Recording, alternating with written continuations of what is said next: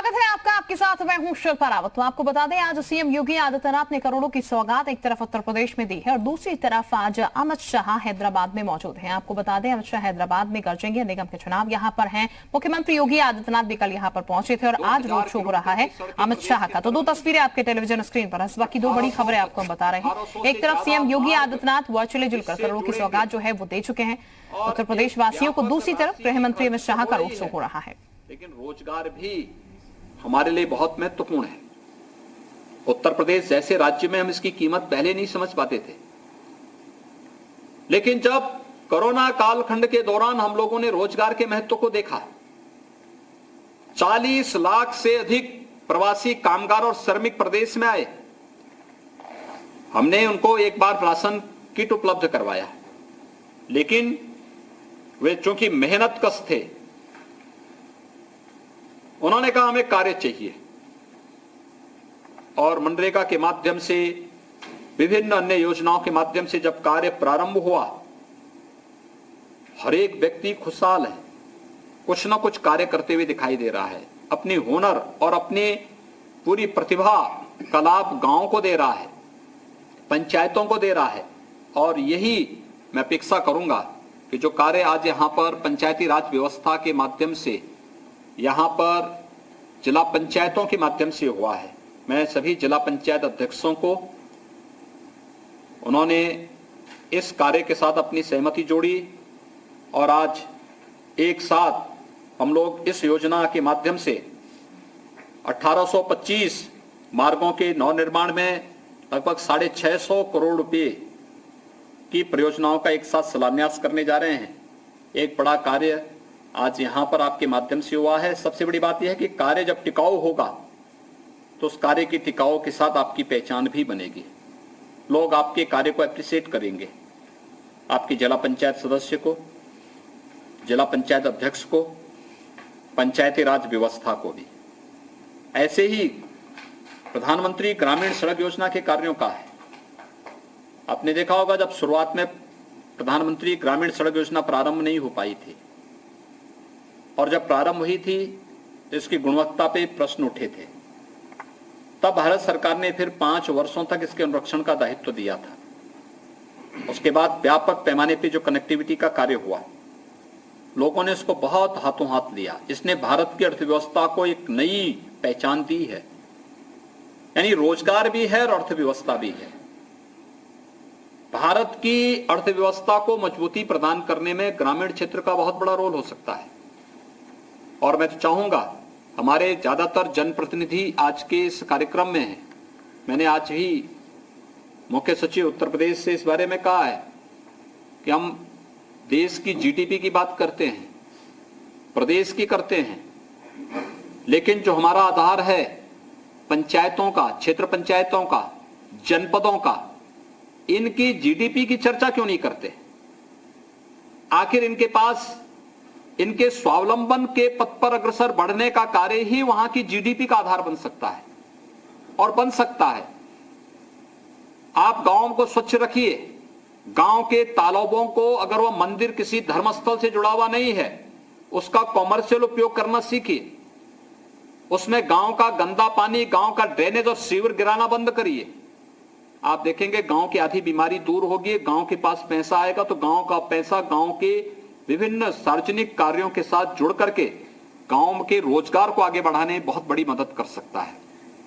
मैं कल देख रहा था, प्रदेश के अंदर एक जनपद ने गांव के तालाब में मोती को उगाने का काम किया है। एक नया प्रयोग है, ये प्रदेश के अंदर ही हुआ है, एक जनपद में, संभवतः फतेहपुर में हुआ है।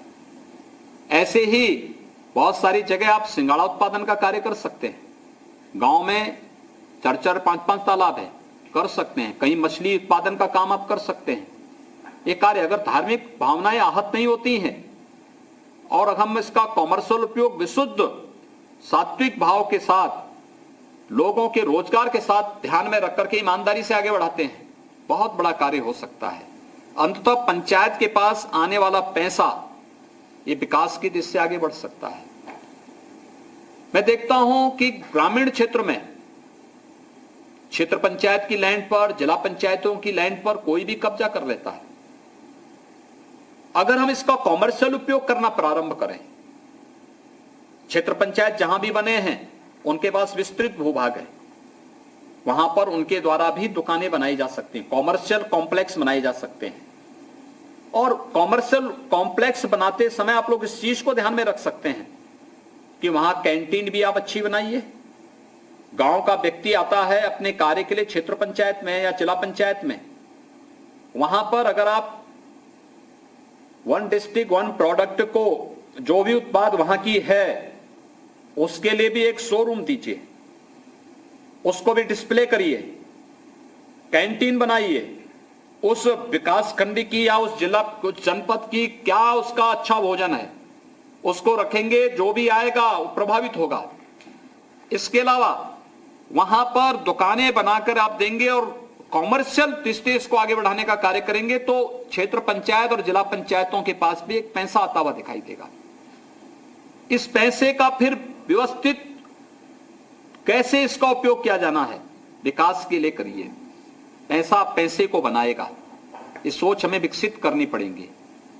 देखिए, एक समय के बाद जब शासन पैसा देना बंद करेगा तब आप हाथ पे हाथ धरे हुए बैठे न रहें, बल्कि आपके पास पैसा है और वह ग्राम पंचायत जिसका सरपंच मुझसे इस बात को कहता कि हमें शासन के पैसे की आवश्यकता नहीं, बल्कि हमारे पास स्वयं हमारी पंचायत के पास इतनी इनकम है कि हम अपनी पूरी गांव पंचायत की आवश्यकताओं की पूर्ति अपनी ग्राम पंचायत से स्वयं करते हैं। ऐसा ही ग्राम पंचायत, ऐसा ही क्षेत्र पंचायत, ऐसा ही जिला पंचायत पूरे प्रदेश के अंदर बनने की व्यापक संभावनाएं उत्तर प्रदेश के अंदर हैं और मैं चाहूंगा इस दिशा में प्रयास होना चाहिए। दूसरा, कार्य जो भी हो उन कार्यों की गुणवत्ता पर विशेष ध्यान दिए जाने की आवश्यकता है, चाहे वह पीएमजीएसवाई की सड़कों की रिन्यूअल कार्यों का शुभारंभ का हो, चाहे वह जिला पंचायत के द्वारा 1825 मार्गों की जो नव निर्माण से संबंधित कार्यों के शिलान्यास के बाद अब इन कार्यों को युद्ध स्तर पर आगे बढ़ाने का हो। कार्य की क्वालिटी पर हम जरूर ध्यान दें। अगर हम इसको ध्यान में देंगे तो आपको एक पहचान दिलाएगा।